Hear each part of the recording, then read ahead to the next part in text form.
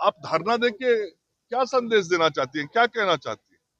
तो ये कुल मिला के राजनीतिक नाटक है और जो गुस्सा है, जो डर है चुनाव हारने का वो दिख रहा है।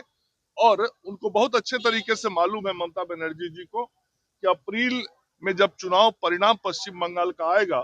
तो टीएमसी बहुत बुरी तरीके से पराजित होगी। पश्चिम बंगाल के मुख्यमंत्री ममता बनर्जी दिल्ली पहुंचती है, चुनाव आयोग के दफ्तर जाती है, वहां पर ज्ञापन सौंपती है। बंगाल में हो रहे एसआईआर में ममता बनर्जी का आरोप है कि बंगाली और खासकर टीएमसी के जो वर्कर हैं उनका नाम काटा जा रहा है। जिस प्रकार से बिहार में तेजस्वी यादव और कांग्रेस पार्टी ने चुनाव आयोग पर आरोप लगाया कि सीमांचल के इलाके में कांग्रेस और महागठबंधन के कार्यकर्ता का नाम जानबूझकर भाजपा के इशारे पर चुनाव आयोग काट रही है, वही आरोप अब पश्चिम बंगाल के मुख्यमंत्री ममता बनर्जी बंगाल में हो रहे एसआईआर में चुनाव आयोग पर आरोप लगा रही है।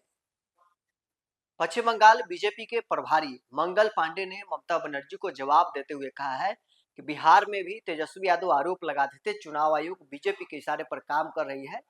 वही काम पश्चिम बंगाल में ममता बनर्जी कर रही है। लेकिन जो हाल बिहार में आरजेडी और कांग्रेस का हुआ वही हाल बंगाल में टीएमसी का होने जा रहा है। ममता बनर्जी अब गद्दी छोड़ेगी, चुनाव में एनडीए के पक्ष में जनादेश आएगा, भाजपा का मुख्यमंत्री बनने जा रहा है। क्या कुछ पश्चिम बंगाल भाजपा के प्रभारी मंगल पांडे का कहना है, छोड़ जाते हैं आपको इस वीडियो के साथ। के नाम पर केवल राजनीतिक नौटंकी कर रहे हैं। पूरे पश्चिम बंगाल में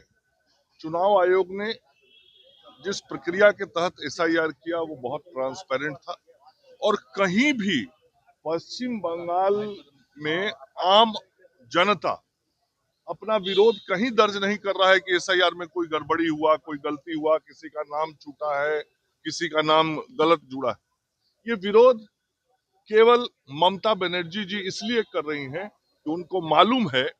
कि एसआईआर में उन घुसपैठियों के नाम कटे हैं जो घुसपैठी बांग्लादेश से आए थे,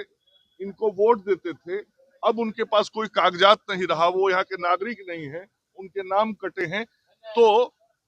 उनको लग रहा है कि अब हमारे मतदाताओं की संख्या कम है, इसलिए वो छाती पीटने का काम कर रही हैं। ममता बनर्जी जी को मालूम होना चाहिए कि पूरी प्रक्रिया ट्रांसपेरेंट थी और यदि कोई आपत्ति थी तो उनको चुनाव आयोग के सामने जाके कहना चाहिए। इस सड़क पे, वो भी दिल्ली की सड़क पे, आप धरना देके क्या संदेश देना चाहती हैं, क्या कहना चाहती हैं? तो ये कुल मिला के राजनीतिक नाटक है और जो गुस्सा है, जो डर है चुनाव हारने का वो दिख रहा है। और उनको बहुत अच्छे तरीके से मालूम है ममता बनर्जी जी को कि अप्रैल में जब चुनाव परिणाम पश्चिम बंगाल का आएगा तो टीएमसी बहुत बुरी तरीके से पराजित होगी और उस वक्त उनको बहाना मिला रहे कि हम किन कारणों से हारे, तो उन बहानों का आधार अभी से वो तैयार कर रही है। चुनाव आयोग से मिलने के बाद ममता बनर्जी ने कहा कि मुझे कोई उम्मीद नहीं है चुनाव आयोग से, ये बीजेपी के मिडिलमैन हो गए। नहीं, देखिए, ये इस प्रकार की बातें आप याद कीजिए, बिहार के चुनाव के समय में राहुल गांधी जी और तेजस्वी यादव जी भी कहते थे। क्या बिहार में कहीं भी आप लोगों को भी कोई शिकायत मिली क्या कि एसआईआर में कहीं कोई गलती हुआ, गड़बड़ी हुआ? और बिहार की जनता ने बहुत आ, साफ तौर पे उनके मुद्दे को नकार दिया और बिहार की जनता ने बता दिया कि चुनाव आयोग ने जो काम किया है वो बहुत ट्रांसपेरेंट तरीके से किया है, पारदर्शी तरीके से किया है और बिहार की जनता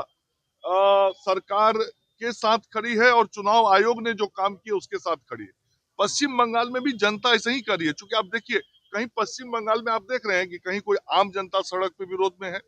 कहीं आम जनता ने कोई डेमोन्स्ट्रेशन निकाला हो, कहीं आम जनता कहीं जाके कोई डेलीगेशन मीट कर रही हो, कोई नहीं कर रहा, क्योंकि जनता तो संतुष्ट है कि जो हो रहा है आंखों के सामने हो रहा है वो ठीक है। लेकिन ममता दीदी को असंतुष्टि इसलिए है कि उनको हार बहुत साफ तौर पे दिख रहा है। उनको असंतुष्टि इसलिए है कि उन घुसपैठियों के नाम कट रहे हैं जो बांग्लादेश से आए थे, जो उनको वोट देते थे और चुनाव में हार के परिणाम के बाद बोलने का आधार तैयार रहे, इसके लिए ये सारा वो राजनीतिक एक्सरसाइज कर रही हैं।